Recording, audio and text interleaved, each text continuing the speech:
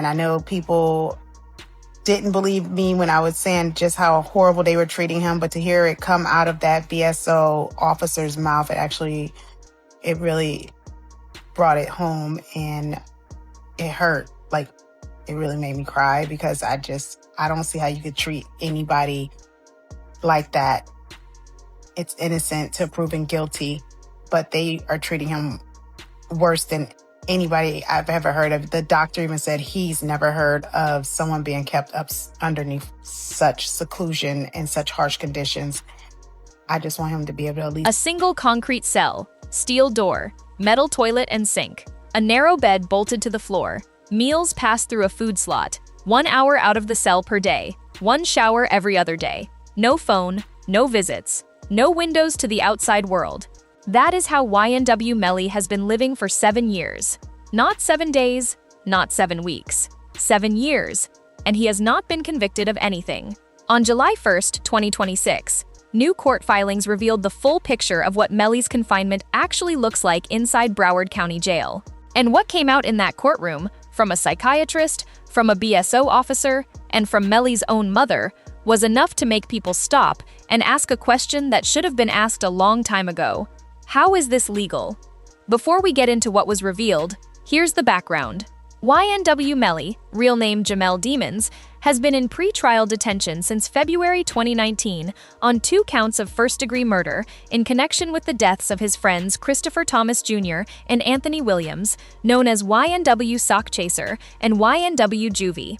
Prosecutors allege the shooting was staged to look like a drive-by. Melly has maintained his innocence. His first trial ended in a hung jury in 2023. A retrial has been scheduled but keeps getting delayed. He has been sitting in solitary confinement at Broward County the entire time. 7 years, no conviction. Concrete walls. The July 2026 hearing was supposed to be about whether Melly should be granted an emergency bond. What it turned into was an exposure of conditions that one of the most respected psychiatric experts in Florida said he had never seen before. Dr. Matthew Norman, a forensic psychiatrist, took the stand and delivered testimony that stopped the courtroom. He said that under the Nelson Mandela rules, international standards established in 2015 that govern the treatment of prisoners, no person should be placed in isolation for more than 15 consecutive days. 15 days is the threshold above which solitary confinement is considered a form of cruel and inhumane treatment under those standards. Melly has been in isolation for over 2,500 days. Dr. Norman said directly on the stand that he had never in his career heard of anyone being held in similar isolation for that length of time. He compared Melly's situation to the film Castaway, a man completely cut off from the world, from human contact, from any kind of normal existence. He also pointed to something that makes the long-term damage even more significant. When Melly was first detained in 2019, he was a teenager. The human brain's frontal cortex, the part responsible for decision-making, emotional regulation, and long-term thinking, doesn't fully develop until around 24 or 25 years old. Melly spent those critical developmental years in a concrete box. Dr. Norman was clear. The consequences of that will follow him for the rest of his life, regardless of what happens in court. Melly's mother, Jamie King, had been trying to tell people this for years. In a statement that circulated alongside the court filings, she said she feels completely helpless. Her son has not been convicted. Other inmates who have been convicted have basic rights she cannot get for her son. The jail holds his mail. He hasn't spoken to any family member in 6 years. 6 years without hearing his mother's voice, without receiving a letter from home, while the court system moves at whatever pace it decides. She said the Broward Sheriff's Office is making up their own rules and that when they went to court about the mistreatment, the jail essentially argued that the judge didn't have jurisdiction over how they operated internally, that a judge hearing about inhumane conditions was told the jail makes its own rules. What made the bond hearing shift was what a BSO officer admitted under questioning from Melly's legal team.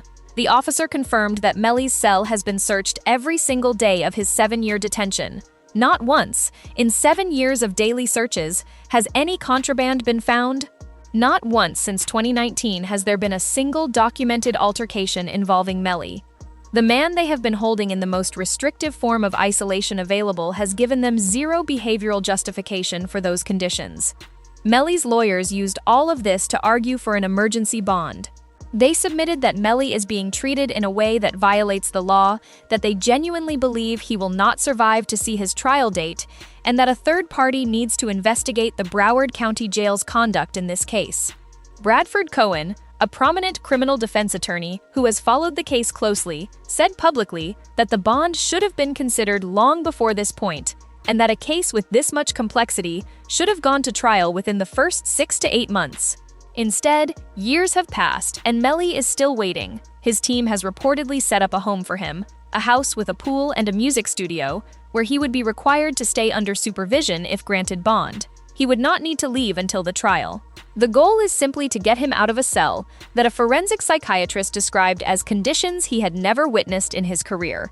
But here is where the hearing shifted. Prosecutors got their turn, and what they put in front of the new judge, Judge Martin Fine, who had not seen this evidence before, was significant. They started by arguing Melly cannot be released into the public because of alleged gang connections, presenting a Facebook post they claim links him to the same street organization associated with Young Thug. The defense pushed back on this, and it drew skepticism from observers, but prosecutors had more. They presented cellular data they say places Melly at the scene of the crime. They showed footage from the original trial of YNW Juvie's mother identifying who sat in the back left seat of the gray Jeep, the seat where they allege the shooting originated. She identified that person as Melly. Prosecutors stated directly, pointing at Melly in the courtroom, "We know Cortland Henry wasn't the hitter, the defendant was." They also revealed the alleged motive, something that had not been widely discussed publicly. According to prosecutors, a member of Melly's circle told investigators that YNW Sackchaser, one of the victims, had allegedly been forcing Melly into unwanted acts in the week before his death. Prosecutors argue this is why Melly acted when he did, and why he sought advice from King Von about handling the situation. A former O-Block member confirmed in testimony that Von and Melly had conversations about it, saying Von was upset when Melly went through with it. But the most damaging piece of evidence prosecutors revealed was an Instagram direct message sent by Melly himself in the hours after the shooting. He and YNW Bortland were filmed dancing in a parking lot. While they were there, someone on Instagram sent Melly a message asking if he was okay. His response, "I did that," followed by a smiley face emoji. That message, sent from his own account, in the hours after 2 of his friends died, is the kind of evidence that doesn't get explained away easily. And then came the piece that legal analysts called the turning point. YNW Bortland, who was in the car that night, accepted a plea deal. He pleaded no contest to accessory after the fact and agreed to a proffer, meaning he agreed to provide a full account of what he knows. He will serve 10 years plus 6 on probation. What this means practically is that Bortland will be required to tell investigators exactly what happened from his position in the vehicle. He does not have to say Melly's name in his statement. He doesn't have to call him out directly. But in order to plead to accessory after the fact, he must provide a factual account that confirms a crime occurred and that he assisted in covering it up. That account, combined with everything else the prosecution has, the cellular data, the seating testimony, and the Instagram message, is what prosecutors believe will result in a conviction. Bortland also has to go back to his original interrogation on the night of the crime and clarify what was true and what was a lie. Investigators knew he was lying from the beginning. They had searched the area where he claimed the drive-by happened and found not a single shell casing, not a single piece of broken glass, nothing consistent with his account. That lie, and what the truth actually looks like, is what Bortland's full proffer will expose. So here is where everything stands.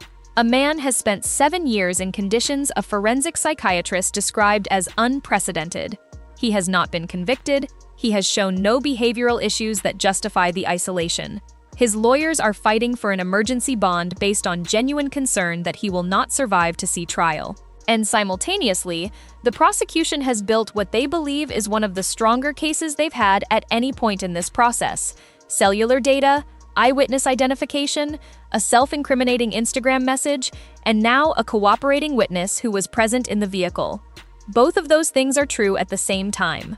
Whether the judge grants the emergency bond or not, the trial is coming, and when it does, the jury is going to have to weigh all of it. The evidence the prosecution has assembled over 7 years, the conditions Melly has endured while waiting, and the question that has been at the center of this case from the beginning. Was it a drive-by, or wasn't it? Do you think YNW Melly should be granted emergency bond given the conditions, or do you think the prosecution's evidence is strong enough to keep him detained until trial? Drop your take in the comments. Subscribe if you want every update on this case broken down the right way.